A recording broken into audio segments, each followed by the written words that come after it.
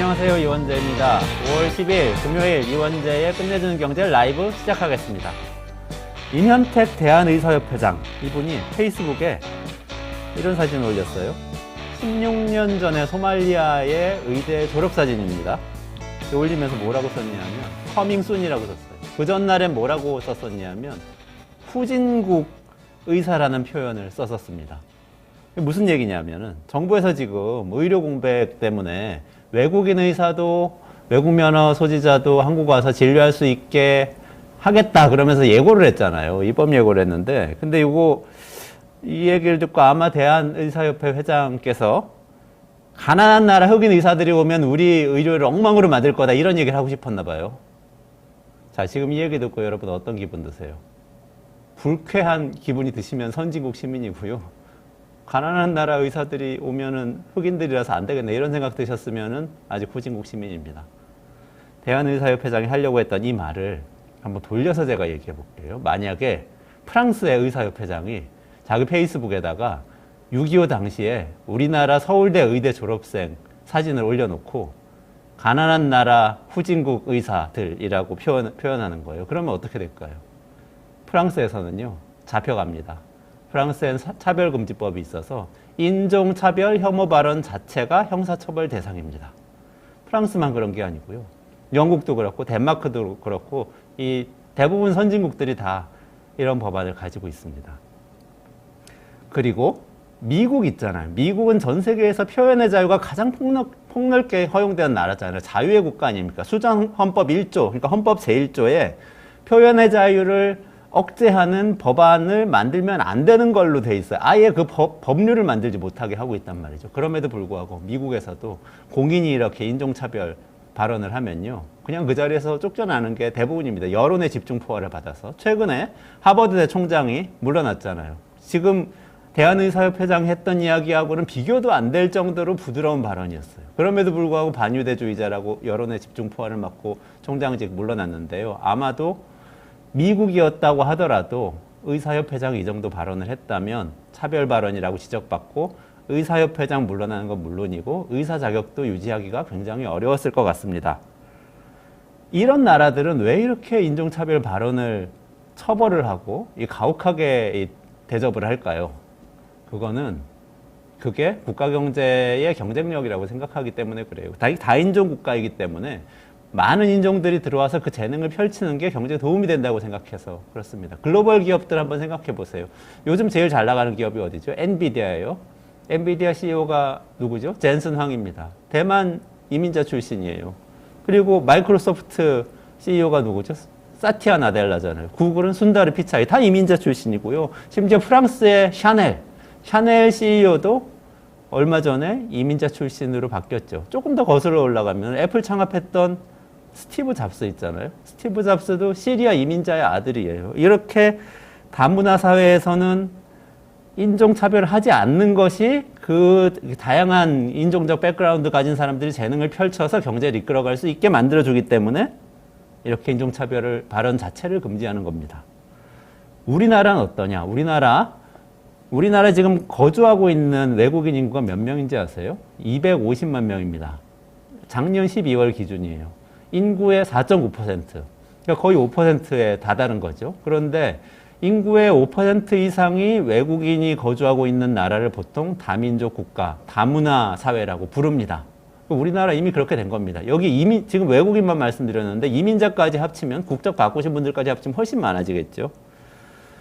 그러면 우리나라에서도 마찬가지로 다른 선진국들과 마찬가지로 인종차별은 경제에 독이 될 거라고 저는 생각합니다. 대한의사협회장이 인종차별 발언하고도 그 자리에 아직 계신 걸 보면 우리나라가 후진국인 거죠. 그 의사 수입하려고 하는 그 나라들이 후진국인 게 아니고 우리나라가 후진국인 게 분명한데 선진국으로 갈 수 있는 방법이 있습니다. 어떻게 해야 되냐? 우리도 차별금지법을 제정하면 됩니다. 그동안 이전 정부에서도 이전 국회에서도 논의만 하고 결실을 맺지 못했는데 이번에 이 발언을 계기로라도 차별금지법을 만들어서 꼭 경제를 살리는 방향으로 경제가 역동성을 훨씬 더 많이 갖는 그런 다문화 사회로 가면 좋겠습니다. 네, 오늘은 남재작 한국정밀농업연구소장님 나오세요. 그래서 네덜란드 농업에 대해서 자세히 깊이 있게 소개를 해주실 거고요. 이광수 광순회 복덕방 대표님 나오셔서 어제 윤석열 대통령이 기자회견 했는데 거기서 나온 부동산에 관련된 인식이 있습니다. 거기에 대해서 좀 깊이 있게 분석해 주시고 앞으로 부동산 시장 어디로 갈 건지도 전망해 주실 겁니다. 잠시만 기다리시면 다시 돌아오겠습니다.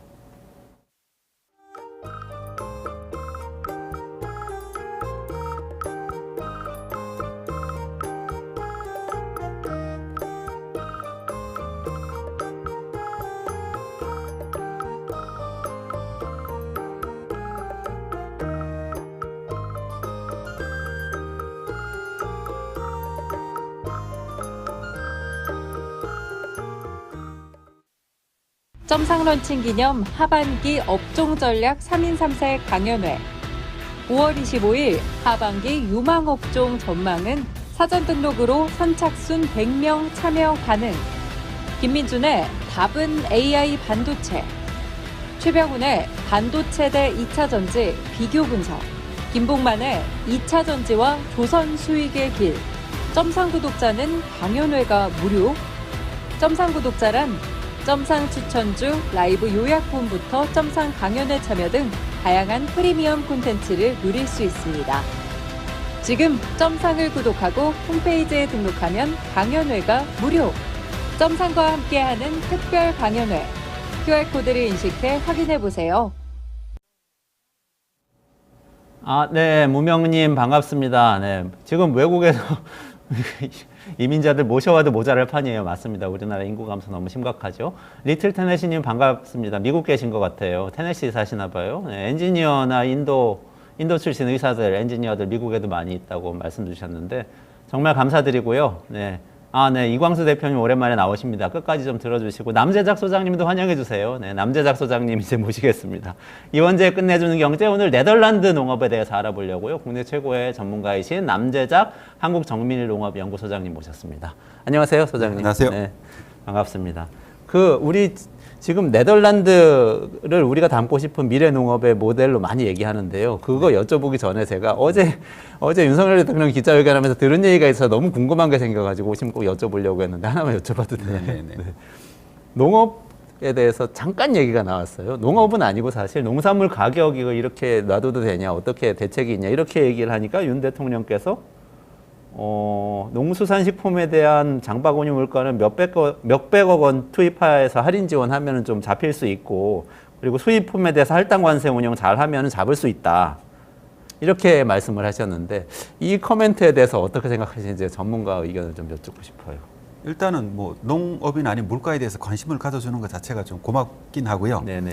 하지만은 결론적으로 보면 수입을 통해서 물가를 잡겠다는 건데 이게 약간 농업분야의 구조적인 문제가 좀 있거든요. 약간 네. 너무 영세한 농가라든지 고령화라든지 그다음 기후변화 같은 것도 있는데 이런 구조적인 문제를 어떻게 해결할지 이것도 좀 언급해 주셨으면 어땠을까 하는 아쉬움이 있고, 그리고 또 결론적으로 기후로 가지고 생기는 문제잖아요. 농산물이 네네. 생산이 안 돼서 생기는 문제인데 이걸 다 수입을 해버렸을 때는 농가들이 또 타격을 입게 되거든요. 네. 그 부분의 대책도 좀 언급해 줬으면 어땠을까, 아쉬움이 든다 뭐 이런 정도 느낌이었습니다. 그럼 어제 그 이야기를 듣는 농민분들은 조금 좀 마음에 타격을 입으셨겠네요. 걱정을 많이 하시지 않았을까. 왜냐하면 이게 농산물 생산이 줄어들면은 농민들이 타격을 입잖아요. 네네. 가격이 조금 올라가면 그나마 약간 정도 이제 만회가 되는 건데 이걸 수입을 해가지고 그럼 가격을 어느 수준에 계속 억제해버리면은 농민들은 그 피해를 고스란히 받아야 되잖아요. 그러면 이제 그 농업을 하기 싫 의욕을 많이 떨어뜨린다 그럽니까? 네네. 고령농 같은 경우에는. 네. 그럼 국내 농업이 점점 줄어들 거니까 점점 더 수입에 많이 의존해야 될 거고 이건 또 다른 문제를 일으키는 거죠. 그러니까 수입을 하는 걸로는 완전한 해법은 될 수가 없다. 지금 그렇죠. 이 말씀이신 거죠. 단기적으로는 수입을 하고 이제 물가를 안 시키는 게 중요하지만은 그거 이외에 구조적인 문제에 대해서도 함께 노력하지 않으면은 결론적으로는 이제 농업 쪽이나 아니면 소비자 모두가 힘들어질 수밖에 없다. 이렇게 보고 있습니다. 그렇군요. 좀 아쉽습니다. 네, 조금 윤석열 대통령 이야기도 좀 들어주시면 좋겠네요. 그러면은 오늘은 그렇게 구조개혁을 했을 때 갈 수 있는 사실 최대치, 우리가 이상적으로 생각하는 모델이 어딘가 이걸 여쭙고 싶었는데, 이제 많은 분들이 또 네덜란드 얘기도 하시고 남 소장님들이 네덜란드 사례를 또 가지고 오셔서 사실 네덜란드 우리나라에서 정부 관료들이나 농민들이나 많이 많이 연수도 가시고 정말 많이 가죠. 많이 배우러 가시잖아요. 정말 많이 가죠. 네. 그래서 그 내용을 조금 자세히 알아봤으면 좋겠는데 실제로 그렇게 좋은 사례가 되는 국가입니까? 네덜란드는 뭐 유럽에서 잘하는 정도가 아니고 세계에서도 가장 잘하는 농업 국가거든요. 농업 구조는 그 농경지 면적은 우리나라보다 조금 더 큽니다. 뭐 경상남북도 국가가 경상남북도 흙이잖아요. 근데 농경지는 한 180만 헥타르로 우리나라가 150만 헥타르니까 좀 더 많죠. 그런데도 이제 그러면은 이 미국이 이제 네덜란드 농업을 배우고 싶을 정도로 네덜란드 농업은 굉장히 강한 경쟁력을 가지고 있습니다. 그러니까 땅 크기는 경상남북도 합친 거 정도인데 네, 그 농경지 면적은 우리나라보다 좀 더 큽니다. 더 크다. 네. 그리고 인구도 한 1,500만 명 되죠. 네, 그러니까 우리 한 그렇습니다. 3분의 1 정도밖에 되지 않는데 그럼에도 불구하고 전 세계의 농업 강국으로 군림을 하고 있다. 네, 미국 다음으로 수출이 2위인데 수출액이 한 1,300억 달러쯤 넘어갑니다. 그래요? 예, 수출이 1,300달러 넘어가고 그러니까 이거 뭐 미국 다음이니까 미국은 워낙 거대한 대륙이잖아요. 네네. 그 국가하고 이제 비슷할 정도의 수출을 가지고 있으니까 얼마나 대단한지 알 수가 있는 거죠. 엄청난 수출량을 가지고 있네요. 네. 뭐가 네덜란드 농업의 그러면 특징이라고 할 수 있는 게 뭐죠? 그렇게 강한 이유가 뭡니까? 그 우리나라 분들이 네덜란드를 볼 때 가장 먼저 보는 게 스마트팜이잖아요. 스마트팜. 네덜란드 유리온실이 이제 전 세계적으로 네네네. 제일 유명하거든요. 네네. 그 네덜란드 유리온실이 우리나라에 들어와 가지고 요즘은 이제 우리나라의 스마트팜 붐을 일으키고 있고요. 네네네. 네. 일단은 그런데 유럽 농업은 전통적으로 뭐가 가장 강하냐면 축산이 이제 가장 첫 번째거든요. 네. 항상 이제 왜냐하면 축산은 단위가 채소값보다는 고기값이 비싸니까 우유나 그렇죠. 네. 그러니까 금액 단위로는 이제 축산이 더 크고 네. 그렇지만 이제 네덜란드 농업을 강하다고 얘기할 때는 되게 스마트팜을 얘기를 합니다. 스마트팜. 네. 스마트팜에 네덜란드가 좀 집중하게 된 어떤 연유가 있나요? 네덜란드가 이제 어떻게 보면은 잘하게 됐을까? 이 어려운 환경 여건을 극복하는 과정 속에서 택한 거죠. 네덜란드라는 나라가 북위 한 52도 정도에 있는 곳이거든요. 우리나라보다는 네네네네. 광량이 한 1,500시간 정도밖에 네. 안 돼가지고 네. 우리나라보다는 우리나라는 2,400시간 되니까 훨씬 작죠. 그러니까 약간의 그리고 또 이제 불리한 환경 여건을 극복하기 위해 가지고 저지대가 많았고 했으니까 수경 재배와 그다음에 온실을 많이 선택했던 거죠. 불리한 여건 때문에 오히려 네, 온실을 많이 선택하다 보니까 일반적인 농업으로 가지고는 이제 뭐 농경지 면적이나 이런 것들이 독일 같은 나라보다 그 10분의 1밖에 안 되잖아요. 옆에 있는 프랑스하고 비교를 해도. 네네네. 그러니까 이런 나라들과 경쟁해가지고 정상적인 농업으로 경쟁해가지고는 경쟁력이 없을 수밖에 없으니까 그러면 극단적으로 좁은 면적에서 이 생산성을 높일 수 있는 온실을 선택한 거죠. 옛날 같았으면 그럼 토마토 같은 게 다 야외에서 재배됐을 거잖아요. 네네네. 이걸 온실로 가져오면서 예를 들면은 그 온실에서 재배하는 토마토 생산량 자체가 우리나라의 10배 정도가 됩니다. 같은 면적에서 재배하면. 그리고 기술력 차이가 엄청난 거죠. 10배요? 예, 같은 10배. 면적에서 10배가 나온다고? 네, 그렇습니다. 엄청난 차이인데 그건 이게 도저히 그러니까 많은 아무리 분들이 기술이 다르다고 그래도 상상을 못하는 정도죠. 네. 그러니까 이 온실을 어떻게 관리하냐에 따라 가지고 네. 그만큼 기술력 차이를 만들어내는 겁니다. 뭐 그러니까 어려운 여건이었기 때문에 오히려 더 기술이 발전했고 결과적으로 전화위복이 됐다. 네, 맞습니다. 이런 거네요. 전체적으로 농업이 어떤 상황인지 좀 말씀해 주실 수 있어요? 토마토 잘하나 보죠? 토마토 사례를 말씀하신 거 보니까. 네덜란드가 이제 여러 작물들이 있잖아요. 네네. 크게 보면 농업은 이제 축산과 원예와 일반 네네네. 곡물들이 있잖아요. 밀 같은 것들이 있는 거죠. 네네네. 크게 세 가지를 구분하는데 이 나라는 축산은 이제 유럽이니까 당연하게 축산도 굉장히 강합니다. 네네. 축산의 생산력도 거의 세계 탑이고요. 네. 그리고 또 이 나라가 또 손을 좀 적게 인력을 좀 절약하기 위해 가지고 로봇 같은 걸 굉장히 많이 만들었죠. 네. 그래서 로봇 착육이라고 하잖아요. 젖소가 이제 우유를 짤 때 많은 사람들이 손으로 짜거나 아니면 이제 기계 정도가 짜는 걸로 생각했잖아요. 네. 근데 그렇지 않고 요즘 소가 젖을 짤 때는 보면은 로봇이 젖을 짭니다. 그래요? 이걸 처음으로 만들어 가지고 이걸 상용화 시켰고요. 우리나라에도 많이 도입돼 있습니다. 그래요? 네. 이 젖소들이 줄을 서 가지고 자기 차례가 되면 로봇으로 들어가서 그럼 이게 기가 타고 와서 이제 축축축 해서 젖을 짜죠. 이런 게 이제 상용화 시켰고요. 네. 그다음에 또 요즘은 로봇 트랙터들 있잖아요. 네네. 그것도 AGX라는 회사에서 이제 AG봇이라는 걸 만들었는데 거대한 트랙터입니다. 그건 혼자서 움직입니다. 네. 혼자서 움직이는데 이게 영국뿐만 아니고 호주까지 수출돼 가지고 그 나라에서 뭐 농약을 치거나 아니면 밭을 가는데 활용되고 있습니다. 그러니까 자율주행 트랙터인가요? 자율주행 정도가 완전 로봇이죠. 아. 그러니까 사람이 타질 않는 거고요. 네. 이제 농지를 어떻게 프로그램하라고 그러면은 기름이 떨어질 때까지 얘는 밤새도록 혼자서 일을 하고 다닙니다. 혼자 다니면서요? 네네. 아. 그런 게 이제 이미 이제 그 실용화돼 한 2년 전부터 실용화돼 가지고 네네. 지금 여러 나라에서 활용되고 있고요. 아. 그리고 그다음에 이런 농업 기술뿐만 아니고 그다음에 원예 있잖아요. 네네. 원예 앞에 말씀드렸듯이 이제 무슨 그 실내 농장이라고 하죠. 네. LED를 사용해서 하는 그 빗으로 인공 빗으로 키우는 농업부터 해가지고 네네네. 생산성이 아주 굉장히 좀 극대화돼 있습니다. 그래서 아. 뭐 예를 들면 한 농장 같은 경우는 그 에그로케어라는 회사가 있는데요. 네네. 이 회사는 두 청년이 1997년도에 시작을 했는데 지금 현재 25년쯤 지났잖아요. 농장 규모는 260헥타르 정도 되는데 생산량이 토마토가 200만 톤이라고 합니다. 아. 260헥타르에서 200만 톤 그러면 정말 엄청난 양이거든요. 그렇죠. 예, 유럽 최대 생산 기업이고 네. 이 기업에서만 1,500명 정도를 고용하고 있는 거죠. 이렇게 기업이라고 말씀하시면 우리는 좀 낯설잖아요. 네. 우리는 농업 기업이라는 거를 별로 접해본 적이 없기 때문에 농업은 농가에서 하는 거지 이렇게 생각하고 있는데 기업이라고 하면 어떤 진짜 우리가 생각한 주식회사 이런 겁니까? 네, 그런 형태죠. 네. 근데 우리나라 분들인데 그 농업은 기본적으로 이제 전부 다 패밀리팜, 가족농이라고 얘기를 하거든요. 네네. 그리고 큰 기업이더라도 가족농 형태를 대체로 가지고 있습니다. 아 네덜란드에서도? 네, 그렇죠. 아. 일반적으로는 그런데 근데 농업이 왜 그러냐면 이제 농 작업이 예를 들면은 그 특정 시기에만 하잖아요. 네네. 그러니까 사람을 고용할 수가 없잖아요.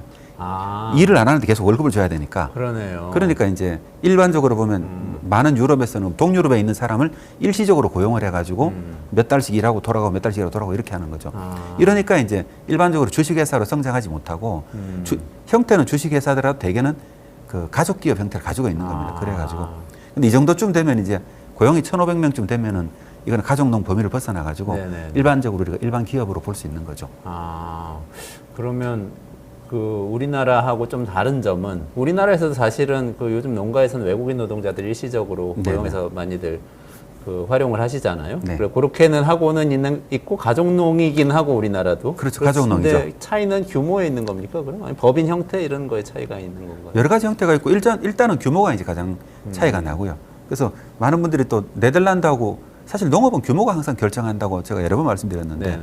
네덜란드 같으면 예를 들면 우리나라가 농가당 한 1.6헥타르 정도거든요, 평균. 네. 네덜란드 같으면 보통 평균이 3, 40헥타르가 넘어갑니다. 아, 33 20배, 헥타르. 30배 되는군요. 네, 그건 이건 평균인데 어느 나라든 간에 작은 농가가 숫자는 제일 많거든요. 그러니까 실제로는 보면은 50헥타르, 몇백 헥타르가 다 넘어간다고 보시면 되죠. 아. 그러니까 일부 대농들이 어떻게 보면 전부 다 끌고 나가고 네. 그다음에 소농들이 그다음에 이제 그 지역 로컬 여러 가지 활동을 하는 것 하고 이런 식으로 구성이 돼 있는데 네. 그렇죠. 네덜란드 농업을 많은 분들이 그러니까 스마트 팜 같은 어떤 첨단 유리온실만 이해하고 있지만은 네네. 실제로 네덜란드 농업을 만든 거는 그 뭐 기술도 있지만은 이제 근본적으로는 이제 농업 개혁을 어떻게 하냐가 저는 더 중요하다고 보는 거죠. 농업 개혁이요. 네.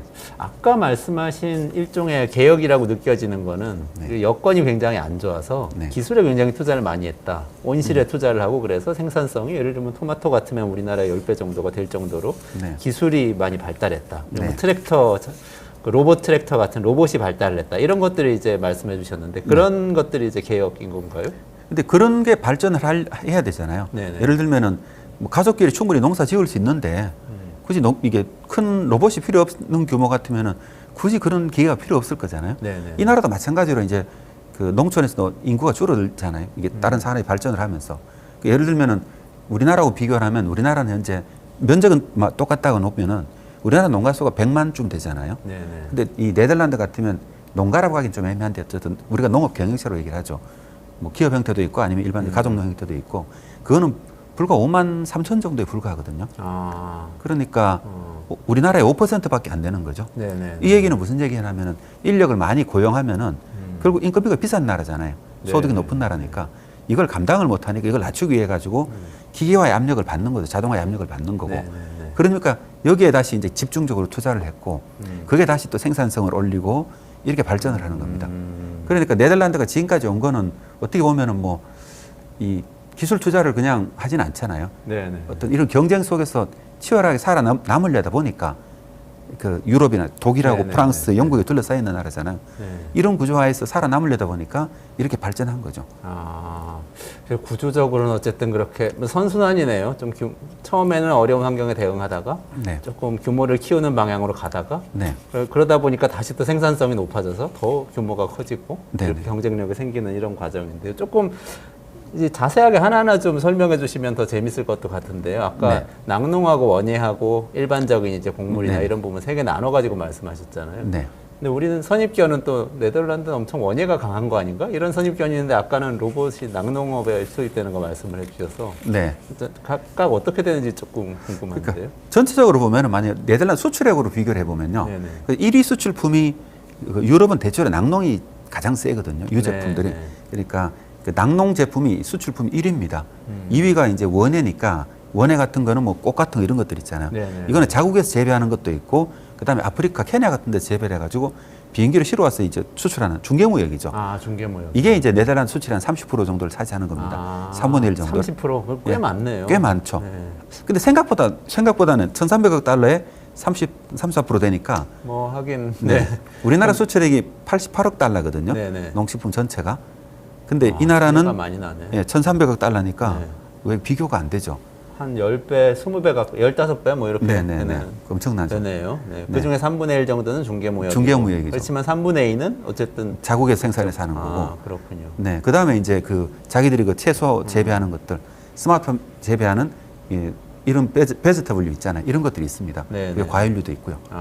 그래서 그렇군요. 그러니까 상대적으로 그러니까 전반적으로 보면은 예를 들면은 뭐 토마토라든가 몇 개 품목은 거의 세계 거의 넘버원 수준의 생산성을 가지고 있고 나머지 감자라든가 이런 것도 대개는 세계 3, 4위 정도의 그런 높은 수준을 가지고 있습니다.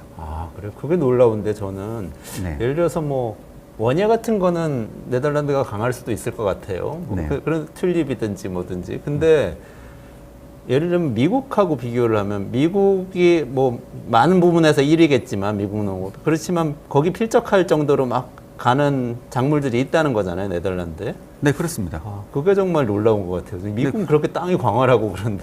근데 이제 농업 방식이 다른 거죠. 여기는 예를 들면 옛날에는 다 그랬었거든요. 옛날에는 보면 네덜란드도 그럼 처음부터 이렇게 강했던 건 아니잖아요. 네네. 예를 들면 2차 대전이 끝날 때쯤 하면 네덜란드 5헥타르 정도의 우리나라는 5헥타르가 대농인데 15,000평쯤 되니까 그 유럽에서는 이제 소농에 해당하죠. 네. 그 정도의 농가들이 대부분을 차지했었는데 이제 그러면 농업 개혁의 필요성이 있었잖아요. 네. 그 규모를 넓힐 필요성이 있었고 그러니까 옛날도 보면 네덜란드 땅도 이제 옛날 지도를 보면은 우리나라 땅하고 비슷했거든요. 농장이 작고 이렇게 불규칙한 모양들이 있었습니다. 이게 이렇게 마치 옷을 기어 입은 것처럼 이게 네네. 모양이 이렇게 지형에 따라 바뀌어져 있었던 거죠. 근데 최근은 네덜란드 농업을 보시면 어떠냐 하면은 그냥 일반적으로 직선으로 쫙 펼쳐져 가지고요. 네. 그냥 줄로 쭉쭉 뻗어 있습니다. 몇백 미터씩. 그러니까 농사를 아주 균일하게 재배하는 조건을 만드는 거죠. 그런 국토를 그 토지 이용 조건을 바꾸고 경지 정리하고 이런 거를 수십 년 동안 꾸준히 해온 겁니다. 원래는 안 그랬던 거예요? 아니, 유럽도 전 세계가 원래는 다 안 그랬죠. 1950년대쯤에서는 우리나라와 대체로 다 비슷했고요. 약간 차이가 좀 있지만 대체로 비슷했다고 보고 근데 그때 이후로 그럼 농업이 어떻게 바뀌었냐를 가지고 선택을 한 거죠. 유럽은 그러니까 전반적으로 농업을 통합해서 규모화시키면서 이렇게 갔었고요. 이렇게 한중일은 어떻게 왔냐면 일본이나 우리나라, 대만 같은 나라들은 이제 그때 대개 지주 체제였잖아요. 어떻게 보면 대농 지주 체제였고 이걸 가지고 토지 개혁을 하면서 이게 1헥타르 정도의 완전 영세농 체제로 바꿔버린 거죠. 이 시스템이 우리나라는 지금까지 계속 이어져 온 거고 유럽은 이제 그걸 통합하는 시스템이 20, 30, 90년대까지 계속 이어져 온 거죠. 그 차이가 이제 그러면은 아시아의 농업과 한중일의 농업하고 유럽의 농업에 큰 차이를 만들었고 근데 우리가 이제 네덜란드를 배우고 싶어 할 때는 대체로 그러니까 이 농업 자체를 배우기는 참 어렵잖아요. 너무나 다른 차이가 나니까. 그러니까 이제 대체로 스마트팜 정도를 배우는 거죠.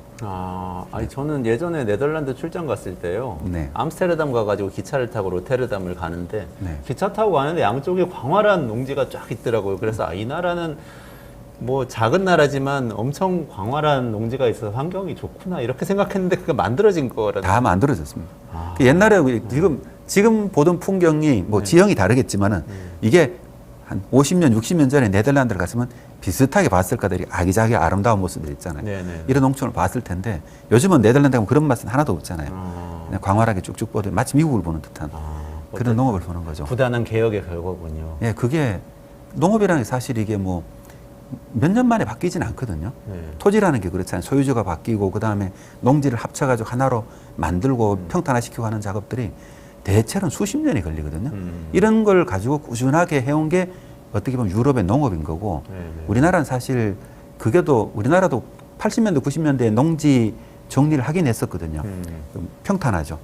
경지 정리를 하긴 했었는데 그때 이후로 사실 우리나라 농업에 대한 어떤 구조적인 변화는 거의 없다고 보시면 되고요. 그리고 또 네덜란드도 마찬가지로 농업 시스템들이 있잖아요. 네네. 그 농업 시스템들은 한 1900년대쯤으로 가면은 우리나라는 1960년대부터 농업을 본격적으로 현대농업을 시작했었으니까 두 개가 또 비슷합니다. 예를 들면은 대학이 있고 그다음에 연구소가 있고 네네. 그다음 지도 조직이라는 게 있고 네. 이게 네덜란드 똑같이 있었죠. 똑같이 있습니다. 네. 연구 조직은 뭐 나중에 통합돼서 DLO라 그랬고 그다음 지도 조직은 DLV라 그랬죠. 네. 이런 시스템이 이제 그러면 90년대 와가지고 다 통합을 하면서 와게닝겐 뉴알로, 네. 와게닝겐 대학 연구소 이런 걸 하나로 통합됐거든요. 네, 네, 네. 이게 90년대 말에 일었었던 일입니다. 그런데 우리나라는 62년도에 만들어졌던 그 유럽에 있었던 시스템들이죠, 그죠? 네, 네, 연구와 지도와 이런 대학 시스템들이 네. 지금까지 그대로 이어지고 있는 겁니다. 아. 그래서 네덜란드 가서 배우고 싶다고 가는데 저는 아쉬운 건 뭐냐면 왜 자꾸 스마트팜만 보고 오느냐. 스마트팜이 그럼 그 규모를 보고 그 다음에 그 사람들이 어떤 혁신을 했는가를 배워와야 되잖아요. 근데 그거는 사실 우리가 많이 가긴 하는데 예, 뭐 알고는 있고 근데 우리나라에서 실행은 안 되고 있는 것 같습니다. 아.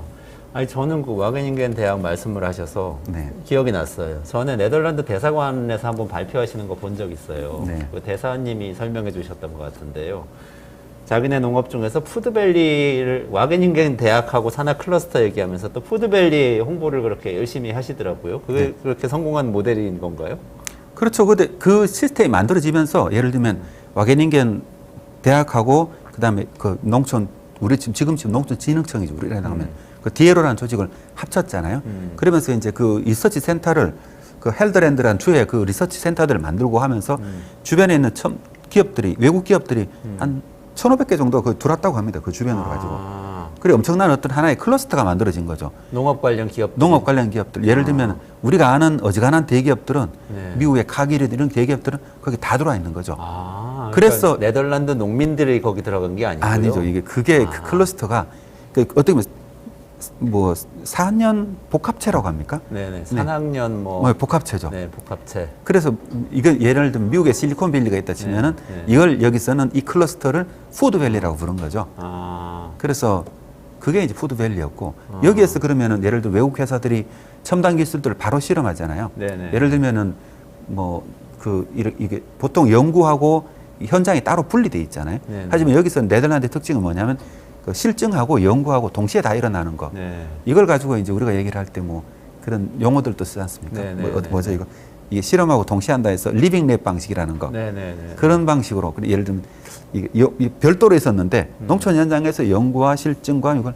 동시에 하는 이 산학연 농민들하고 다 연합해서 네. 이런 방식도 이제 그 네덜란드 방식이고 그때 네. 우리나라도 이것도 방식을 많이 도입한다고 했었죠. 아, 그래서 우리나라에 있는 무슨 식품 클러스터라든가 아니면 무슨 밸리, 스마트팜 핵심 밸리 이런 이름들은 전부 다 어떻게 보면 네덜란드에서 다 가져온 거라고 볼 수 있습니다. 우리나라에서는 어디서 하고 있나요? 그런 가져왔다는 것들은. 우리나라 네덜란드를 본떠 가지고 예를 들면 그 와게닝겐이 하고 있는 푸드밸리를 본떠 가지고 네. 푸드밸리 식품 클러스터를 만들었죠. 아. 푸드밸리 만들고 그게 이제 익산 왕국면에 있습니다. 익산에 전북 익산. 전북 익산에 있는데 거기에 지금 식품산업진흥원이라는 걸 만들고 네, 그 네. 공단을 만들고 논을 네. 다밀 공단을 만들고 거기에 기업을 유치시키려고 했죠. 네. 그래서 예를 들면 네덜란드라는 곳은 어떻게 보면 순서가 좀 다르잖아요. 항상 유럽은 네덜란드는 보면은 대학과 연구소가 있고 그걸 활용하기 위해 가지고 예를 들면 기업들이 들어오잖아요. 외국 기업들이 네, 네, 네. 자연스럽게 주변 농가들하고 어우러지면서 이제 혁신이 일어나는 모델이고 우리나라는 네덜란드 시스템을 이식을 해야 되니까 네. 어떻게 보면은 또 땅값 싼 데로 가야 되잖아요. 그러면은 네. 약간 외진 곳을 가게 되는 경우가 많죠. 네, 그 네. 외진 곳에다가 이제 넓은 지역에다가 이제 공공기관 하나 세우고 주변 기업을 유치하려고 방식으로 접근을 했었죠. 네, 네, 네. 그러니까 사실 그 외진 곳으로 잘 안 가잖아요. 아. 그러니까 지금 우리나라는 그 익산에 푸드밸리는 외국 기업들이 안 들어와 있나요? 제가 얼마 전에 갔을 때도 보니까 공단 부지들이 대체로 많이 비어 있더라고요. 아, 그래요. 그러면 가서 온실은 많이 배워가지고 왔고, 뭐 푸드밸리드 시스템 배워가지고는 왔는데 우리나라에는 이식은 잘 안 되고 있다 이런 말씀이신데. 그렇죠. 왜? 뭐 우리가 이제 네덜란드만큼 이제 되긴 어려운 게 네. 사실 공업도 그렇잖아요. 반도체도 평택이하로 내려가면은 안 된다고 얘기를 하잖아요. 우리나라 네. 모든 제조업들이 수도권으로 다 집중되고 있는 상황이니까. 근데 농업 관련되는 시설들은 전부 다 이제 전주권 정도로 다 내려가고 있잖아요. 네네. 그러니까 이제 그 사실 이게 영향이 집중되기가 현재 상태로는 좀 어려운 구조가 아닌가 이런 생각도 들고 우리가 그러니까 외형적으로는 네덜란드를 많이 따라했는데 과연 그 뭡니까 겉모양은 따라했지만 내용까지 같아지고 있는가 이거는 좀 고민이 많이 들더라고요. 그래서 진짜 고민을 해야 될 것 같은데 제가 말씀 들으면서 오늘 궁금해진 게 있는데 처음에 말씀드린 거 있잖아요. 윤석열 대통령이 수입해가지고 농산물 물가 잡아야 된다고 했을 때에 네. 그거 좀 안 될 것 같다고 그러셨는데 네덜란드는 이렇게 수출을 많이 하면 수입도 많이 합니까? 그리고 또 농산물 물가는 잘 잡습니까? 그게 좀 궁금하네요. 유럽이란 나라는 국경이 없거든요. 네네. 그러니까 그 기본적으로 완전히 국경이 오픈되어 있는 거고 그래도 공급망 자체가 북아프리카하고 또 채소 같은 스페인에서 많이 공급을 하고 이러니까 근본적으로는 유럽은 물가가 비교적 안정되어 있는 상태죠. 그러니까 뭐 자체적으로도 또 기후 변화에 대해서도 비교적 또 영향도 안 받는 국가고요. 네. 그 네덜란드의 어려움이라는 건 뭐냐면은 예를 들면 유럽 국가들은 이제 그 농자재값 있잖아요. 유가라든가 이런 게 올라가는 게 근본적으로 이제 그 물가 압력을 주고 있는 것들이고 네. 우리나라처럼 이런 큰 기후 변화에 따라 가지고 이런 영향은 상대적으로 적은 편이죠. 하지만 유럽도 물가가 좀 많이 오른 거는 이제 유가라든가 글로벌 경제 영향을 많이 받은 건 있고요. 그 네덜란드 같은 경우는 또 이 국경이 완전 개방돼 있다 보니까 저번에도 말씀드렸지만은 이게 경쟁이 완전 끝도 없는 경쟁을 해야 되거든요. 네. 그러니까 소농 시스템이라는 게 경쟁이 떨어지는 거 살아남을 수가 없는 거죠. 아. 그리고 그게 이제 1990년도부터 해가지고 WTO 체제가 출범할 때쯤 돼가지고는 이제 생산에 영향을 주는 보조금은 주지 못하게 만들었거든요. 네. 그러니까 이제 전부 다 정부는 환경 관리 쪽만 전부 다 신경을 쓰고 나머지는 전부 다 기업 활동처럼 이렇게 경쟁을 하도록 시스템을 만들었고 그게 이제 오늘날 어떻게 보면 유럽의 어떤 농업의 경쟁력을 만들어낸 그건 하죠. 조금 통념에 많이 이렇게 벗어나는 말씀일 수도 있는데 네. 유럽 농민들은 경쟁을 굉장히 많이 하고 그래서 혁신도 많이 하고 생산성 높아져서 사실은 그래서 농산물 물가도 잘 잡을 수 있을 만큼 강하다. 네, 그렇게 이런 볼 수- 말씀이신 거죠. 네, 그렇게 볼 수 있는 뭐 수입도 아주 원활하게 되고 하니까요. 아, 그렇군요. 근데 깜짝 놀라는 것 중 하나 그러면 유럽 농민들은 소득이 높으냐 이렇게 생각을 하시잖아요. 네네네. 우리나라 농민보다 많이 벌 것 같잖아요. 네. 근데 실제로 보면은 규모는 그렇게 차이가 나지만은 소득 자체가 우리나라 농민들이 그렇게 작진 않아요. 아, 그래요? 네, 그것도 이제 굉장한 저도 이제 같이 연수 같은데 농민들하고 같이 가면은 너무 깜짝 놀라는 네. 그 부분이 그겁니다. 예를 들면은 우리나라에서 한 1,500평 정도의 하우스 농사, 딸기 농사를 짓는 네네. 농민 입장에서 봤을 때 그쪽에서 한 50헥타르 정도의 농사를 짓는 농민들 소득을 들으면은 우리나라 쪽이 더 많을 수도 있습니다. 그래요? 네, 그러니까 그만큼 이제 그 가격 차이가 나는 거죠. 그만큼 가격 차이가 나는 겁니다. 그리고 또 하나 들으시면 놀라겠지만 네덜란드가 유럽에서 농지가 가장 비싼 나라거든요. 네네. 한 평이 제가 계산을 해보니까 평균적으로 28달러니까 35,000원쯤 하더라고요. 한 평에. 네. 우리나라 네덜란드 제일 우리나라는 비싼. 얼마나 합니까? 우리나라 보통 이제 싼 것도 대충 10만 원을 넘어가죠. 도시공인 50만 원 넘어가고요. 그러니까 차이가. 네, 그렇죠. 그럼 또 하나 이제 우리나라 국민들이 또 놀랄 게 뭐냐면은 일본은 그럼 농경지값이 얼마 할 것 같습니까? 일본 우리나라보다는 비싸지 않을까요? 부동산 버블도 많이 있고 그랬잖아요. 그렇죠. 그래서 또 너무 싼 데를 비교하면 또 놀라실 것 같아가지고 도쿄 주변 있잖아요. 네네. 토카이 지방이죠. 네네. 그쪽 지방을 하니까 한 평당 일반적으로 완전 농업 지역입니다. 네네. 논을 가지고 하면 평당 35,000원쯤 해요. 아, 그래요? 우리나라 도쿄가 경기도 농지는 얼마 하겠어요? 10만 원짜리 농지는 찾기 어렵죠. 그럴 것 같은데요. 네, 그렇죠. 그러니까 많은 것들이 이렇게 서로 비교를 해보면은 우리가 뭐가 문제인지 아니면 그냥 이걸 우리가 선택하면 하는 거죠. 네. 하지만은 이제 제가 생각할 때 우리 농업이 이제 점점 더 한계에 가고 있다고 생각하고 있거든요. 우리나라 국민들도 네덜란드 농업을 담고 싶어 하고. 네네네. 그러면 과연 우리가 배워야 될 게 뭘까? 그 기술 몇 가지를 가져온다 해가지고 우리나라 농업이 네덜란드 농업이 될 수 있을 건가? 이거는 근본적으로 좀 고민이 필요하다는 생각을 하고 있습니다. 땅값이 제가 이렇게 비교를 하면서 좀 상상을 해보는데 맞는지 좀 평가해 주시면 좋겠는데 네. 땅값이 비싸면은 어쨌든 거기 진입해가지고 농사를 잘 짓기가 어렵잖아요. 기본적으로 생산성이 떨어지게 되지 않습니까?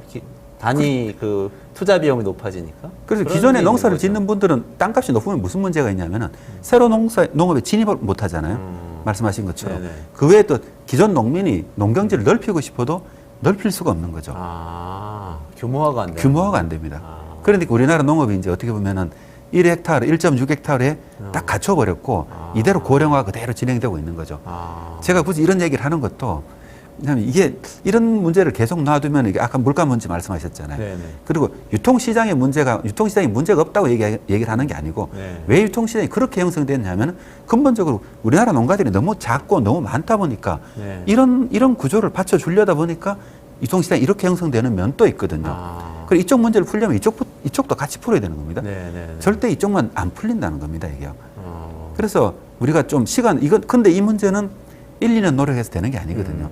한 지금부터라도 5년, 10년 정도 방향을 잡고 그래도 어느 정도 꾸준하게 이게 뭐라 그러지 토지가 통합이 되게 하고 네네. 그래도 이제 뭐 5,000평, 6,000평, 10,000평 정도의 농가는 나오게 해야 네네. 뭐죠 이게 대등하게 시장하고 경쟁 협상이 되고 그다음에 약간의 규격화된 농산물도 만들어내고 그래 유통에 약간 선진화도 가능해지고 이런 면이 있거든요. 네. 이런 게 같이 이렇게 발전하는 건데 우리는 이쪽에서 뭐라 그럽니까? 이걸 너무를 도외시하고 그다음에 첨단 기술에만 이렇게 올인한다 그럽니까?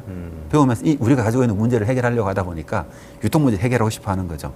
그러니까 저는 그것 때문에 근본적으로 이제 우리나라 농업이 이렇게 계속 뭐라 그럽니까? 약간 좀 지지부진하게 이렇게 한계에 부딪히고 있는 게 이런 생각을 하고 있습니다. 계속 말씀 주셨는데 아주 오늘 백미인 것 같아요. 여기서 더 발전되는 얘기를 다음 시간에 좀 모셔서 들어야 될 것 같습니다. 오늘 남재작 한국정밀농업연구소장님하고요. 네덜란드 농업에 대해서 얘기하다가 우리나라가 네덜란드 같이 되려면 땅값도 좀 싸져야 되고 농가도 좀 커져야 되고 그러면서 기술과 생산성도 더 발달하게 될 거다. 뭐 이런 말씀 듣고 굉장히 많이 배웠습니다. 남 소장님 오늘도 감사합니다. 네, 고맙습니다. 수고하셨습니다. 네, 잠시만 기다리시면 이광수 대표님하고 부동산 이야기로 돌아오겠습니다.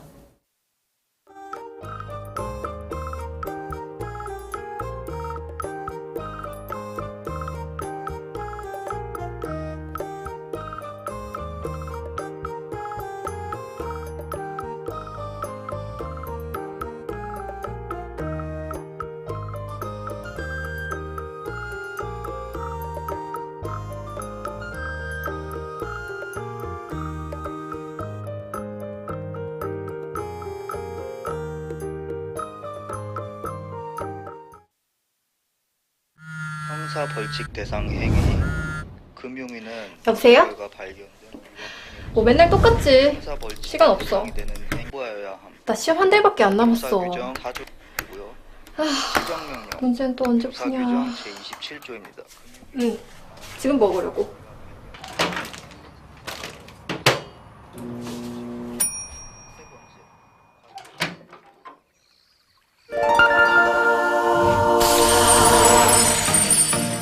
걱정 마세요.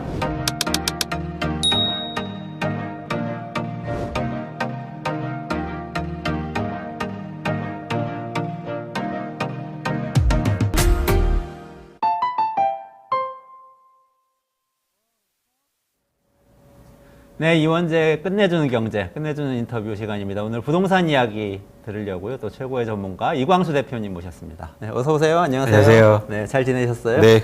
지난번에 말씀 주시고 나서 총선 뒤에 어떻게 될 거다 말씀하셨는데 이제 어떻게 될지 오늘 점검을 해보면 좋을 것 같아서 모셨고요. 근데 그 전에 어제 윤석열 대통령 기자회견 듣다가 저희가 너무 궁금해졌는데 전문가분을 모시질 못해가지고 바로 또 여쭤보고 싶고 했는데 그것 좀 여쭤봐도 되나요? 그럼요. 예, 윤 대통령이 몇 가지 부동산에 대해서 말씀을 하셔서 네. 그 인식을 어떻게 평가해야 하는지 정확하게 보고 있는 것인지 이걸 좀 여쭤보려고요. 그래서 일단 제일 처음에 이야기했던 거는 부동산 자산에 대해서 지난 정부가 좀 시장주의하고 벗어난 생각을 갖고 있어서 문제가 많이 생겼다. 이렇게 얘기를 하면서 동시에 징벌적인 과세를 좀 완화하는 게 우리 방침이라는 걸 한번 확인을 했어요. 그래서 이 이야기 자체에 대해서 좀 어떻게 봐야 되는지 이거 좀 궁금합니다. 그러니까 이 윤석열 대통령께서 가끔 이제 부동산 정책이나 시장에 대해서 말씀을 하시는데 사실은 저는 전문가로서 약간 논평하기가 좀 어려운 측면이 있습니다. 그러니까 뭐냐면 정확하게 무슨 말씀하시는지 잘 모르겠어요. 네, 그러니까 그 제가 질문하는 게 아니니까 그러니까 답변만 보고 제가 이제 해석을 해야 되는데 그 답변이 정확하게 어떤 내용을 말씀하시는지를 파악하기가 좀 힘들어요. 그걸 알아야 정확하게 논평하고 판단을 할 텐데 그래서 좀 일단 어려운 측면이 있다. 근데 어쨌든 이 워딩으로만 보고 저희가 일단 해석을 해야 되잖아요. 이제 해석의 측면인데 첫 번째는 제가 해석하는데 어떤 거냐면 문재인 정부가 부동산 정책을 잘못해서 부동산 가격이 폭등했다. 일단 이게 하나가 해석됩니다. 네. 그런 측면이 있죠. 있습니다. 여러 가지 정책들의 실패가 있었고 사실은 정부가 어떤 잘못된 정책이 있었는데 사실 큰 시장의 흐름이란 게 사실 있었거든요. 예를 들어서 금리가 인하되고 전 세계적인 흐름이었으니까. 그래서 우리나라뿐만 아니라 전 세계 부동산이 상승했으니까 그런 어떤 시장의 분위기도 사실 그러니까 어떤 환경도 있었다. 그걸 윤석열 대통령께서 그리고 윤석열 정부가 좀 간과한 측면이 좀 있지 않느냐. 그러니까 정책의 오류나 잘못도 있었지만 그 잘못과 함께 큰 시장의 흐름도 사실 있었다. 그거를 한 가지 이제 말씀드리고 싶고요. 두 번째는 여기서 시장 원리를 무시했다. 이제 이런 말씀을 많이 하시는데 이제 시장이라는 개념 정의가 좀 필요해요. 그러니까 여기서 윤석열 정부가 얘기하는 시장은 민간 주도의 시장이라고 해석이 돼요. 그래서 정부가 너무 간섭하면 안 된다. 그래서 정부가 예를 들어서 부동산 시장에 참여하면 안 된다. 민간한테 맡겨놓으면 자연스럽게 돌아간다. 여기서 민간이라는 거는 어디하고 등치되냐면 기업이라고 해석할 수 있습니다. 그렇죠? 그렇죠. 그런데 꼭 말씀드리고 싶은 건 뭐냐면 시장의 즉 경제의 3주체는요. 가계, 기업, 정부예요. 그렇죠. 그러니까 교과서에 있죠. 그렇죠. 그러니까 경제 활동이 이루어지는 곳이 시장이라고 정의한다면 시장에는 정부가 포함되어야 합니다. 네. 그렇죠. 시장을요 기업한테만 맡겨두면요 난장판인 거예요. 기업이 국민을 위해서 아니면 서민들을 위해서 부동산을 공급해 주겠습니까? 아니요. 저도 건설사 다녔지만 건설회사는 돈을 벌려고 주택 공급을 해요. 아파트를 짓고. 그래서 막 안에다가 막 럭셔리하게 인테리어 막 좋은 거 해주고 어떻게든지 돈 벌어보려고 한다는 거죠. 그런 탐욕적인 기업한테 시장을 맡겨놓으면 어떻게 되겠습니까? 아니에요. 그럴 수가 없다는 거죠. 그리고 시장의 정부는 굉장히 중요한 한 주체다. 그래서 만약에 윤석열 정부가 얘기하는 시장이 민간이 한테 맡겨놓는 시장을 얘기한다면 그거는 원론적으로 틀리고 부동산 시장을 그렇게 해서 우리나라가 부동산 시장을 잘 이끌어가기에도 사실 한계가 있다고 저는 해석하고 있습니다. 그래서 이 두 가지를 좀 말씀드리고 싶었어요. 근데 서두에도 말씀드렸지만 좀 해석하기 힘들다. 아니 근데 요거 하나는 좀 확실한 거 아닌가요? 그 징벌적 과세 얘기하면서 이게 부동산 세금이 너무 많이 부과되면은 이게 임차인한테 다 경제적 약자로 일단 임차인은 경제적 약자 이렇게 생각을 하면서 임차인한테 전가가 된다. 이렇게 얘기를 했어요. 이렇게 얘기를 했는데 이거는 뭐 종부세 이야기한 것 같아요. 종부세나 보유세 이야기하시면서 이거는 깎아줘야 오히려 공급이 더 많이 되고 임차인한테도 더 좋고 어려운 분들한테 더 좋다. 이렇게 얘기를 한 것 같거든요. 그러니까 이런 질문을 받으면 항상 반대로 질문해 보면 됩니다. 쉽게 말하면 세금을 올리면 아니 세금을 낮춰주면 그러면 임차인들한테 전월세 싸게 주는 거 아니냐? 그럼 반대로요. 다시 할게요. 세금을 올리면 이걸 전가하는 거 아니냐 이런 말을 하잖아요. 그러면 반대로 물어보는 거죠. 그럼 세금을 낮춰주면 전월세 깎아줍니까? 안 깎아줄 것 같은데요, 그거는 안 될 것 같아요. 아니 세상에 그런 사람이 어디 있어요? 그렇죠. 저도 안 그럴 것 같은데요. 제가 세금 덜 난다고 해서 저 세금 덜 내니까 저기 임차인께서 저 보유세 덜 내게 됐습니다. 그동안 100만 원 월세 냈는데 이제는 한 90만만 내주세요. 이런 집주인이 세상에 어디 있습니까? 뭐 가끔은 있겠지만 아니요, 그건 없어요. 정말 제가 아예 단언하는데 없습니다. 단언하는데 네. 없어요. 무슨 얘기냐면 그게 전세 보증금이든 아니면 월세든 수요 공급이 만나서 결정되는 거지. 그렇죠. 네. 그게 조세를 부과한다고 해서 오르고 조세를 깎아준다고 해서 내리는 거냐. 그거 아니라는 거죠. 지난해보다 올해 종합부동산세가 반토막 이상 덜 내거든요. 네. 근데 전세 가격이 지금요 30주 이상 오르고 있어요. 그렇죠. 왜 오릅니까? 아니 세금 깎아주 보유세 깎아주면 다주택자들 전세 보증금도 내리고 월세도 깎아줘야 될 거 아니에요? 그렇죠. 정부 말대로 하면? 그렇게 돼야 정부 말대로라면 그렇게 돼야 되는 거죠. 근데 안 그러잖아요. 네. 전세 공급이 더 늘어서 전세 가격이 내려가야 되는데 그게 그러잖아요. 아닌 거죠. 안 네. 그러잖아요. 왜냐면 그분들은 마찬가지로 내가 시장 상황을 보고 네. 예를 들어서 아무리 보유세를 많이 내도 시장에 매물이 넘쳐나고 그죠? 그다음에 전세가 잘 안 나가고 그럼 보증금이 낮아지잖아요. 네, 네, 네. 그러니까 저는 이 조세 전가가 뭐 경제학적인 논리 뭐 이런 걸 떠나서 대한민국 부동산 시장에 안 맞다 현실에. 네. 네? 현실에 맞지 그래서 않다. 징벌적 과세 때문에 무슨 전세 가격이 오르고 이것도 맞지 않다 이렇게 생각합니다. 그러면은 기왕 말씀 꺼내셨으니까 네. 지금 부동산 시장에 대한 질문으로 넘어가서 여쭤봤으면 좋겠어요. 네. 요즘 심심치 않게 대표님이 지난번에 바로 지난번은 아니고 한 두어 달 전에 나오셔가지고 거래량이 느는지를 봐야 된다 이렇게 말씀하셨거든요. 네, 네. 근데 요즘 언론에 아파트 거래량이 늘었다는 기사가 심심치 않게 나오더라고요. 네, 네. 그래서 이게 지금 거래량 늘고 있는 상황인지 매물이 소화되고 있는 상황인지 그거 네. 좀 여쭤보고 싶었어요. 확실히 서울 아파트를 중심으로 해서 3월 아파트 거래량이 한 3,500건 정도로 해서 지난달보다 한 1,000건 정도 증가했고요. 네네. 확실히 이제 증가하는 규모입니다. 근데 거래량이 증가하는 건 두 가지 이유가 있겠죠. 하나는 뭐냐면 수요가 많아지거나 네. 그렇죠. 살산이 많아지면 거래가 활발하게 되는 거니까. 또 하나 뭐냐면 공급이 많아지면 거래량이 증가하겠죠. 근데 지금 시장의 분위기는 공급도 증가하면서 일부 수요가 거기에 붙으면서 나타나는 시장 변화예요.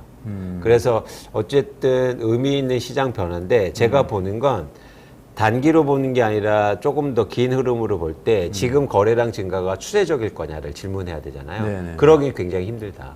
그러니까 일시적으로 수요가 증가한 거지 이 수요가 지속적으로 증가하기는 좀 어렵다는 게 저희 판단입니다. 아, 왜 그렇죠?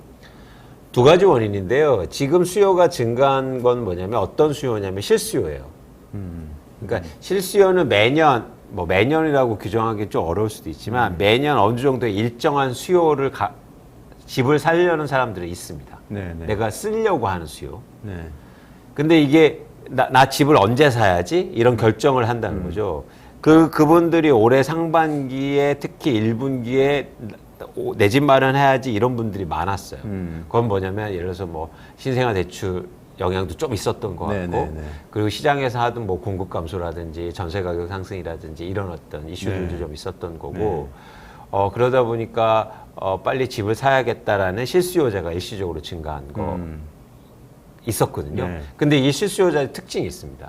뭐냐면 가격이 올라가면 다시 안 사요.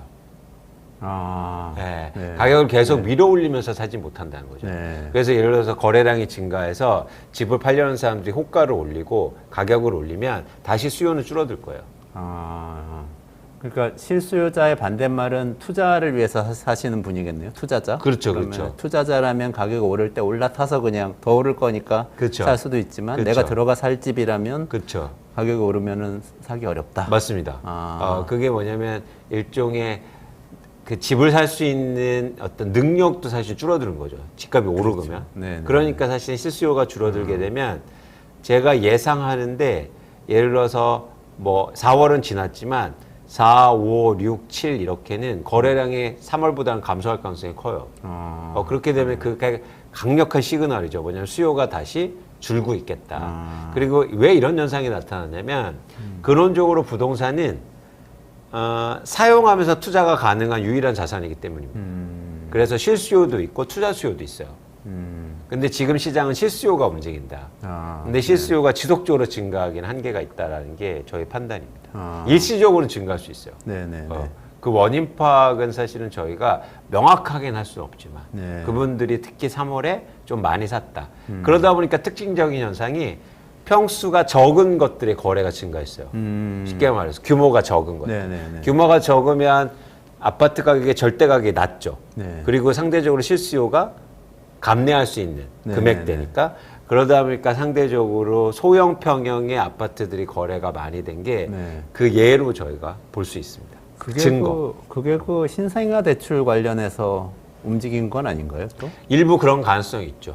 예, 그리고 또 뭐냐면 뭐 대출 규제도 좀 완화되면서 네네네. 그리고 시장에서 분위기가 약간 바뀌면서 내 집은 하나 무주택자 분들이 네. 아니면 갈아타기 이런 수요들이 붙으면서 일시적인 현상이라고 보고 있습니다. 근데 상대적으로 규모가 작고 가격이 싼 아파트들이 낮은. 가격이 낮은 낮은. 네, 네. 그런 아파트들이 많이 거래가 됐다. 네, 그게 네. 증거다. 이렇게 네. 말씀 주셨네요. 그래서 시장을 움직이는 건 실수요다 지금. 네, 네, 네. 근데 그 실수요는 계속 살 수 없다. 정해져 있고 그리고 가격이 오르면 네, 다시 네. 줄 거다. 네. 이런 거죠. 가격이 지금 오름세인 건 맞나요? 그 뭐 한남동 나인원 한남 이런데 뭐 120억 원에 팔렸다 뭐 그러면서 언론에서는 또 고가 아파트 더 오른다 이런 얘기도 또 하고도 있는데 어떻게 보세요? 그거는 300세대 정도의 아파트이기 때문에 저희가 그런 데 관심 가지실 필요가 없어요. 하긴 그렇죠. 뭐 120억짜리에 관심을 가질 분들은 뭐 많지는 않을 것 같아요. 예, 그게 전체 시장에 미치는 영향도 적고 네. 그것 때문에 뭐 한국의 부동산 시장이 들썩인다? 사실 이런데 신경을 끊으셨으면 좋겠다. 저도 별로 관심이 없습니다. 그냥 그분들이 그냥 알아서 하시면 되는 거고요. 사실 우리가 예를 들어서 무주택자분들이 거래하고 있는 그리고 내 집 마련을 위해서면 그런 게 시장에 미치지도 않고 시장이 아주 위축돼 있을 때도 그런 고가 아파트들은 예를 들어서 뭐 가격이 오르기도 하고 네네. 크게 빠지기도 하거든요. 네. 그런 고가 아파트가 막 경매로도 나옵니다. 아. 예, 가격이 막 오를 때도요. 아, 그러면 그거 보고 이제 아파트 가격이 폭락할 거다 이렇게 얘기하지는 않잖아요. 그렇죠. 그래서 여러분 너무 고가 아파트에 그냥 흥미로 기사를 보시지. 나 그것 때문에 막 집값 오를 것 같아. 나 내 집 마련 나 해야지. 이런 거하고는 별개다. 이렇게 보시면 됩니다. 근데 그거 사람들이 클릭 많이 하니까 또 그걸 제목으로 기사를 쓰는 것 같기도 해요. 궁금하긴 해요. 또 연예인이 또 돈 벌었다고 하니까 네. 궁금하긴 합니다. 그러니까 그냥 호기심 충족이지. 네. 그게 시장에 큰 변화를 일으키기는 힘들다고 보는 겁니다. 그럼 아까 말씀하셨던 소형 아파트, 네. 소형이면 18평형, 25평형 뭐 이런 정도 23평, 뭐 25평, 네. 뭐 26평. 그쪽에서는 거래량 늘면서 가격이 좀 오르는 현상이 나타나고 아니요. 있는 건가요? 그렇진 않아요. 확실하게 얘기해 드릴 건 지금 가격이 오르는 시장이 아니고요. 가격이 안 빠지는 시장이에요. 아, 네. 네. 네. 이게 명확한 개념 규정입니다. 어떻게 다르죠? 뭐라고 설명을 할 수 있을까요? 아니, 가격은 오른다는 건 뭐냐면 가격이 상승하는 거고 네네네. 지금은 그냥 전월 가격, 전전월 가격하고 똑같이 거래가 된다는 거예요. 똑같다? 네. 아. 그 이유가 있습니다. 뭐냐면 일단 시장의 거래량이 증가했잖아요. 네네네. 근데 일종의 가격이 보합이고 네. 그렇죠? 안 오르고 안 빠지니까. 네. 가격이 보합이고 거래량이 증가하는 시장에서는 한 가지 조건밖에 없어요. 뭐냐면 공급이 증가하면서 동시에 수요가 증가할 때. 이런 시장에서 딱 이와 같은 시장의 모습이 나타납니다. 근데 최근에 보도들에서 서울의 이른바 노도강, 노원, 도봉, 뭐 강북 이쪽에는 떨어지고 있는데 다른 데는 신고가, 단지별로 신고가가 많이 나오고 있다 이런 보도들도 있던데 그거는 사실은 아니에요. 그러니까 단지별로 오르는 데가 있죠. 네. 그래서 일반 아파트별로 뭐 전월 대비해서 5천만 원 올랐다. 네. 그리고 잘 그런 기사들 보시면 한 10개월 전에 거래된 것보다 올랐다. 뭐 이런 네. 기사들인데 네. 저희가 시장을 얘기하는 거잖아요. 한 네. 아파트 단지를 얘기하는 건 네, 아니고 네. 그렇기 때문에 이제 전체를 말씀드리는 거고 네. 전체 차원에서는 가격이 오른다고 판단하기 힘들고 그렇다고 해서 빠지는 시장도 아닙니다. 3월 달, 4월 달만 보면. 네. 네. 그렇군요. 네. 그러면 전세도 여쭤봐야 되는데 저도 전세 살고 있는데 이제 만기가 다가오고 있거든요. 네. 근데 요즘 전세값 엄청 많이 오르고 있다고 해서 음. 이거는 사실인가? 아니면 또 아까 말씀하신 것처럼 또 이것도 일시적인가 아니면 계속 될 건가? 전세를 더 많이 지금 알아보고 다녀야 되는 시점인가? 뭐 이런 생각들이 들어요. 아니면 뭐 전세가 너무 오르면 또 요즘 많이들 하시는 반전세로 바꿔야 될 수도 있고 거기에 맞춰서 또 재정 계획을 세워야 되잖아요. 올해 안에 이렇게 전세 만기가 돌아오고 그러면 그런 고민이 되던데 전세 시장에 대해서 조금 일단 현재 상황을 평가를 좀 해주시면 좋겠어요. 전세 가격이 월별로 오르는 건 맞습니다. 그래요. 예. 근데 임차인 입장에서 내가 전세를 구하는 입장에서 월별로 조금씩 오르니까 사실 부담이 될 수도 있죠. 근데 중요한 건 뭐냐면 임대인 입장에서 생각할 필요가 있어요. 그러니까 임대인 입장에서 이런 거죠. 2년 전에 내가 전세를 주고 집을 샀어요. 그게 뭐냐면 예를 들어서 5억 원짜리 아파트를 4억 원의 전세를 끼고 샀습니다. 네네네. 그러니까 예를 들어서. 예시를 들게요. 네. 그런데 이 전세 가격이 2달 전에요. 3억 죄송합니다. 예를 들어서 3억 원으로 빠졌었어요. 네. 2달 전에. 네. 그러니까 임대인 입장에서는 얼마가 빠진 건가요? 1억이 빠졌죠. 네네네. 1억이 빠졌죠. 근데 만기가 다가오면서 지금은 3억 3천만 원으로 올랐습니다. 네. 그렇죠? 네. 그러면 월별로는 사실은 한 10% 많이 오른 거잖아요. 네. 근데 임대인 입장에서는 어떻습니까? 여전히 7천만 원 빠진 그렇죠. 거네요. 그렇죠. 바로 네. 이 지점이에요. 네. 이게 바로 중요한 건데, 자, 이 전세 가격 오르는 걸 누구 입장에서 생각할 거냐. 지금 전세 가격이 막 고공행진한다고 하고 엄청 오른다고 하는데 그건 월별이거든요. 근데 2년 전하고 비교할 필요가 있어요. 그렇잖아요. 그렇죠. 아, 그러네요. 네. 그래서 약간 교수님도 뭐냐면 지금 시장의 전세 가격이 내가 2년 전 계약한 금액하고 비교할 필요가 있다는 거예요. 그때 과연 오르고 있느냐. 근데 제가 볼 때 2년 전하고 비교해 보니까 60% 이상은 오르지 않고 있어요. 아, 네. 아파트 뭐 서울의 아파트 기준으로 볼 때. 네. 서울 경기는 더 이 비중이 커요. 아, 그러니까 또 이런 상황을 과연 전세 가격 상승으로 말할 수 있느냐? 그 지점을 이제 하나 말씀드린 거고, 네. 두 번째는 아까 이 전세 가격이 오르는 이유가 뭐냐고 말씀하셨는데, 전세 가격이 오르는 이유는 수요자들이 일시적으로, 그러니까 수요자가 있잖아요. 이 전세 시장, 임대차 시장에서는 실수요만 있어요. 그렇죠. 내가 전세가를 비싸거나 싼다고 그래서 투자로 전세를 두 채 사고 이런 상황 그렇죠. 없습니다. 네네. 철저하게 실수요와 실공급만 있는 거죠. 네. 그렇기 때문에 이 전세 시장이라든지 월세 시장은 예측하기가 쉬운데 지금 전세 가격이 오르는 거는 매물이 줄어섭니다. 그러니까 내가 실제로 전세를 구하러 가면요. 구할 집이 많이 없어요. 네. 그러다 보니까 전세 가격이 오르는 거예요. 네. 근데 왜 전세가 매물이 없느냐? 왜 그렇지? 이사 가는 사람이 적어서 그런 그렇습니다. 거예요? 아. 그렇습니다. 그러니까 예를 들어서 그 집에 오래 사는 거죠. 그리고 그 사람들이 새로 신규로 집을 매입하거나 이러지 않으니까. 네네네. 그러니까 구하는 입장에서는 일시적으로 물량이 많지 않으니까 전세 가격이 오르는데 네. 사실은 전체 시장으로 조금 더 보면은 어떤 거냐면 자 매물이 없다는 건 무슨 얘기냐면 수요도 늘어날 수 없다는 거예요. 그러네요. 그렇죠, 이렇게 옮겨 가야 이게 하나가 생기니까. 그렇죠, 그렇죠. 네네. 무슨 얘기냐면, 그러니까 이게 산수인데요. 뭐 어렵게 생각하실 필요가 없고, 자 매물이 줄었다는 건 뭐냐면 공급이 일시적으로 감소해서 내가 전셋집을 찾는 입장에서는 그럴 수는 있지만 시장의 수요도 감소하고 있다. 그러네요. 새로 구하는 수요도. 네네네. 이게 점차적으로 반영되면 전 전세 가격도 안정될 거라고 보고 있어요. 아. 그러니까 이게 왜 그러냐면 이게 지금 과도기이기 때문이에요. 2020년도에 네. 임대차 3법이 도입되면서 네네네. 일종의 4년간 이제 거주가 됐단 말이죠. 그렇죠. 계약갱신 청구권이 생기고. 그렇죠. 네. 그게 올해까지 그런 과도기예요. 한 번 사이클이 도는. 올해가 딱 4년. 그렇죠. 아. 그래서 요 시기를 지나면 쉽게 말해서 수요도 줄어드는 시장을 우리가 맞이하게 될 거예요. 공급도 줄고 수요도. 그래서 아주 특징적인 현상이 지금 전월세 거래가 감소하고 있습니다. 아, 임대차 3법의 결과로 어쨌든 올해 한 집에서 사는 세입자들이 늘어나고 있다. 그렇죠. 이런 말씀이시네요. 맞습니다. 아. 맞습니다. 그러면서 그건 뭐냐면 매물도 줄지만 네. 수요도 감소하고 있다. 신규 수요라고. 네네네.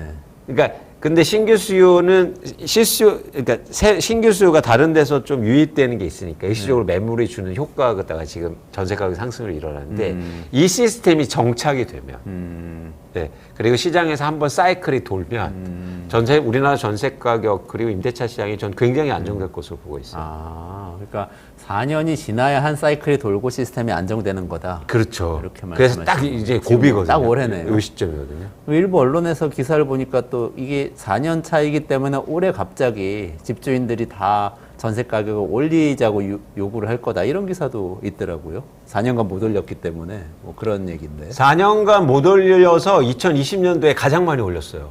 아, 네. 근데 그 가격보다 지금 60%는 시장 가격이 낮다고요. 낮다. 아, 그러네요. 이해하셨죠? 그럼 그 기사는 틀린 기사네요. 그거는 월별로 보니까. 아, 월별로만. 그리고 보니까. 일부만 보고. 일부 단지에서는 그럴 수도 있겠네요. 가능성이 있죠. 네. 근데 전체 시장은 그런 상황이 아니고 이건 제가 전수조사한 결과이기 때문에 예를 들어서 이런 거잖아요. 내가 전세금을 돌려받거나 이런 분들은 조용하죠. 네. 근데 전세금을 조금이라도 올려준 사람은 막 너무 힘들잖아요. 그렇죠. 그런 네. 것들이 사실 부각돼요. 그런 지금 시장의 분위기다. 그래서 어쨌든 전세 시장이나 한국의 임대차 시장에서 2024년도를 좀 넘어야 이 시장이 사이클이 좀 크게 도는 그런 변화를 여러분들이 느낄 수 있을 겁니다. 그래서 이제 이런 어떤 일시적 그 정책을 도입하고 이런 기간이 반드시 있게 되거든요.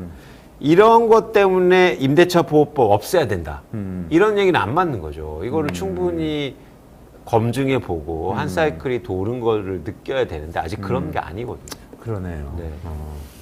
질문이 하나 들어왔는데 되게 현실적인 것 같아요. 네. 이분이 전세 계약 곧 끝나는데 지금 이제 내 집 마련하려고 생각하시는 거예요. 근데 이거 월세로 들어가가지고 그냥 현금으로 금매를 찾았든지 해서 매매 한번 생각해 볼 아마 뭐 경제적인 여력은 있으신가 뭐죠 조금? 어쨌든 뭐 전세금을 월세로 돌린 다음에 보태서 매매 들어가는 거 어떨까?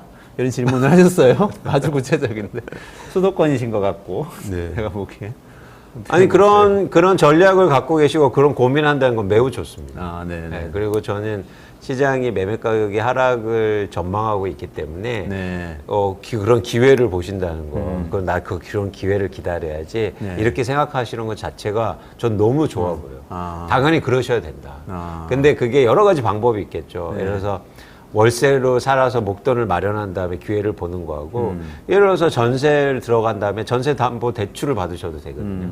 그러니까 여러 가지 방법 중에서 가장 유리한 거, 조건에 맞는 거를 고민하셔서 대신 그런 방향성은 너무 좋다. 그러니까 예를 들어서 집값이 좀 조정받고 내가 살고 싶은 집이 하락하게 되면 내가 이 돈으로 그 집을 마련하면 되겠다. 근데 굳이 월세가 살지 않아도 그런 집이 생기면 예를 들어서 이사하면 되잖아요. 전세 빼고. 그렇죠. 네. 그러니까 우리나라가 꼭 이거예요. 막 전세 만기 시점에 내 집 마련 꼭 해야지. 그런데 사실 그게 법에 정해져 있는 거 아니거든요. 그렇죠. 2년까지 안 살면은 뭐 감옥에 보내 이런 거 아니잖아요. 아 근데 이사비도 물으라고 그러고 뭐 여러 가지 좀 복잡하니까 뭐 이렇게 100만 원, 200만 원 큰 돈이 아니라고 볼 수도 있지만 집값에 비하면 그러니까요. 그런 거 신경 그 쓰는 지점이에요. 거죠. 그러니까 그게 저 좀 소탐 대신이지 않을까. 예를 들어서 나 전세가 올해 10월에 마감되니까 10월에 꼭 집 사야지. 근데 막 그때 막 집값이 막 폭등하고 이래요. 네. 그러면 사실 좀 기다릴 수도 있잖아요. 그렇죠. 반대로 뭐냐면 내가 올해 10월에 전세 만기인데 8월 시점에요. 8월 시점에 막 내가 원하던 집값이 왔어요. 네. 알아보고 있다가 내가 살 수 있어요. 근데 이 전세가 우리 2개월 남았는데 어떡하지? 2개월 동안 그래도 살아야겠지?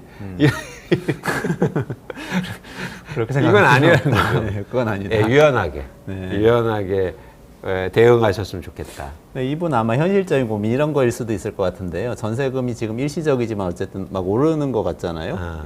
전달에 비해서. 그러면 일단 월세로 들어가가지고 피신해서 전세금은 찾아가지고 뭐 이렇게 정기예금 하든지 굴리다가 그것도 조금 시간이 지났을 때 그냥 하락하신다고 하니까 하락할 때 딱 사면 안 될까? 그것도 이런 좋은 생각인 것 방법입니다. 같아요. 예, 그래요. 그래서 그건 각자의 그 상황이 다르니까 여러분들이 상황에 맞는 대출 금리라든지 네. 아니면 내가 이 목돈으로 예를 들어서 이러면 안 되잖아요. 그 목돈으로 내가 그때까지 기다렸는데 이거 목돈 그냥 놀면 안 되니까 예를 들어서 주식 사놔야지. 근데 주가 떨어지면 큰일 나잖아요. 그렇죠. 그러면 돈을 지키지도 못하고 네, 네. 기회도 잃게 되거든요. 네. 그래서 여러분들이 잘 고민하시면 좋겠다. 아. 네. 그러니까 뭐냐면 행동을 하실 때는 뭐냐면 반드시 대안이 있어야 돼요. 대안을 갖고 행동하셔야 된다. 네. 그리고 계획을 갖고. 네. 그냥 막연하게 행동만 먼저 하시면 안 된다. 말씀을 꼭 드리고 싶네요. 그럼 종합적으로 마지막으로 예. 그 타이밍 그러면 시장 분위기로 봤을 때 매매에 내 집 마련 하려는 분들이 들어가야 수 있다고 생각된 타이밍 언제쯤이라고 보세요? 그러니까 저는 이 말씀을 한 번도 다르게 한 적이 없어요. 네. 그동안 제가 뭐 부동산 시장을 분석하고 얘기하면서 한 번도 달라진 적이 없어요. 막 이런 식이면 안 된다는 거죠. 그래서 금리가 떨어질 때 집 사세요. 그렇게 얘기했는데 이제는 금리 올라도 집 사도 돼요. 이렇게 얘기하면 안 된다는 거죠. 네. 전문가가. 아니, 조건을 사실 그렇죠. 동일해야 돼요. 당연하죠. 전 조건이 명확합니다. 언제냐면 집값이 떨어지는데 거래가 추세적으로 증가할 때. 이때가 내 집 마련하기 가장 좋은 시점이고요. 사실 그게 올해 말이 될지 내년에 될지 그건 모르죠. 그런 시점이 반드시 오게 돼 있어요. 근데 왜 그런 현상이 나타나냐면 집을 갖고 있는 사람들이 많이 팔 때. 그런데 그러면 사실은 그런 현상들이 일어나거든요. 그래서 집값이 떨어지는데 거래량이 추세적으로 증가할 때가 반드시 오게 되거든요. 그런 시점에 내 집 마련하셨으면 좋겠다는 말씀을 드립니다. 명쾌합니다. 좋은 설명 감사하다고 또 그분이 질문하신 분이 감사 메시지도 보내셨어요. 감사합니다. 네, 이광수 대표님하고 오늘 부동산 네. 시장 전망 좀 해봤는데 너무 네. 명쾌하게 해주셨는데 네. 그러면 집값은 하락세를 보일 거라고 전망을 하셨으니까 네. 그러면 거래량이 느는 시점을 추세적으로 느는 시점이 언젠지 계속 좀 주시하고 그렇죠. 있어라. 그렇죠. 맞습니다. 그런데 만약에 제가 이렇게 예상했는데 그냥 제가 발 빼는 거 절대 아니고요. 저도 틀릴 수 있잖아요. 네네네. 근데 3월에 거래량이 증가했는데 4월, 5월, 6월이 거래량이 추세적으로 증가한다. 그러면 제 예상이 틀릴 가능성이 커요. 왜냐하면 집값이 떨어지지 않을 수도 있어요. 네, 그래서 특히 4월, 5월, 6월 요 거래량이 굉장히 중요해 보입니다. 근데 제 예측은요. 거래량이 다시 크게 감소할 거예요. 네, 네. 그렇게 되면 하반기부터 본격적으로 집값 하락세가 이어질 것으로 보입니다. 본인의 전망이 틀리는 경우까지도 이렇게 예측을 해주시는. 이거는 뭐 제가 그 양다리 걸치고 발 빼는 게 아니에요. 아니에요, 발 빼는 거 아니에요. 정말 조건이 있다는 거죠. 4월에 무조건 집 사셔야 됩니다. 이거보다 훨씬 나아요. 그러니까 훨씬 그렇게 말씀하신 분들 지금 뭐 4월 지나간 다음에 뭐 할 말이 없게 되셨을 텐데. 예, 알겠습니다. 그러니까 정말 좋은 말씀 해주신 이광수 대표님께 오늘 여기까지 말씀 나누고 인사드려야 될 것 같습니다. 네, 고맙습니다. 고맙습니다. 네, 이원재 끝내주는 경제 주말 쉬시면서 시간 나실 때 다시 보기 하세요. 계속 다시 보기 올리고 또 주제별로 묶어가지고 많이 올리거든요. 이번 주에도 재밌는 영상 많았으니까 채널 계속 시청해 주시고요. 그리고 저는 월요일에 라이브로 12시 반에 뵙겠습니다. 고맙습니다.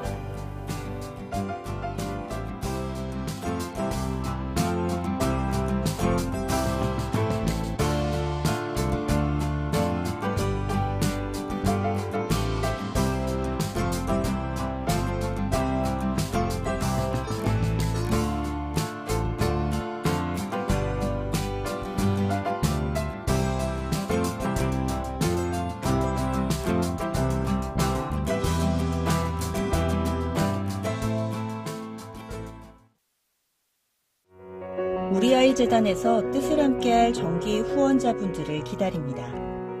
우리아이 재단은 한반도 어린이를 위한 재단입니다. 배고픈 어린이들에게 영양 가득한 국수를 보내고 영유아 자폐 조기검사 지원, 베이비박스의 이유식 정기 배달, 중증장애 미취학 아동들을 지원하고 있습니다. 따뜻한 손길을 이어주는 분들께 우리아이 팔찌와 감사 선물을 드립니다. 지속적인 지원을 통해 더 많은 어린이들에게 도움을 줄 수 있도록 정기 후원자가 되어주세요. 후원 문의 02-2128-3344, 2128-3344